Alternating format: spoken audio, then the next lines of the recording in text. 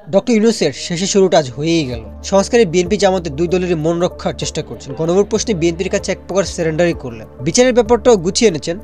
হাসিনার বিরুদ্ধে প্রথমবার রায় হতে যাচ্ছে আগামী সোমবার। ক্ষমতা নেওয়ার দিনই বলেছিলেন থাকতে আসেননি, কাজ শেষ করে 2 বছরের মধ্যেই চলে যাবেন। এই সহজ কথাটা কঠিন মানে হাজারটা কনস্পিরেসি থিওরি বাজারে ছাড়লো ছাপড়ি স্ট্যান্ডার্ড টেম্পো বাজরা। ইউনূস তাকে ক্ষমতা ছাড়বে না, ইউনূস তাকে নির্বাচন দেবে না। ক্ষমতা নেওয়ার 1 মাসের মধ্যে টেম্পো বাজরা উঠে পড়ে লাগলো। ইউনূস দুর্বল হতে শুরু করলেন। যখন তার কাজ ছিল আওয়ামী লীগের সেটা ভাঙা, তখন তাকে হাজারটা মিটিং করে কৈফিয়ত দেওয়া লাগছে যে তিনি ক্ষমতায় থাকবেন না।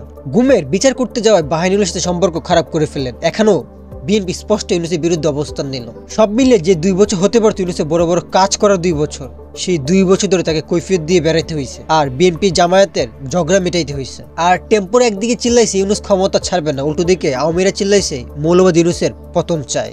সকল সরকারি অফিস দখল করে ফেলছিল রাজনৈতিক দলের অফিসাররা। সো কোনো দিক থেকে নড়ার কোনো উপায় তার ছিল না। শুরুতে ক্ষমতা নেওয়ার সময় ইউনূসের চোখে মুখে স্বপ্ন দেখছিলাম, আজ সেখানে শুধু ক্লান্তি, যেন শেষ করে নামতে পারলে বাঁচে। ইউনূস তার কথা রেখেছে। 2 বছর হওয়ার আগে নির্বাচনের প্রসেস শুরু করেছেন। ভদ্রলোকের এক জবান। কিন্তু দায়িত্ব নেওয়ার পর থেকে ইউনূস 5 বছর ক্ষমতাকে ধান্দা করতেছে। ইউনূস নির্বাচন দেবে না, ইউনূস হাসিনার মধ্যে কোনো পার্থক্য নাই বলে বলে ইউনূসকে কাজ করতে না দেওয়া। টেম্পো বাজরা কি একবারের জন্য ইউনূসের কাছে ক্ষমা চাইবে?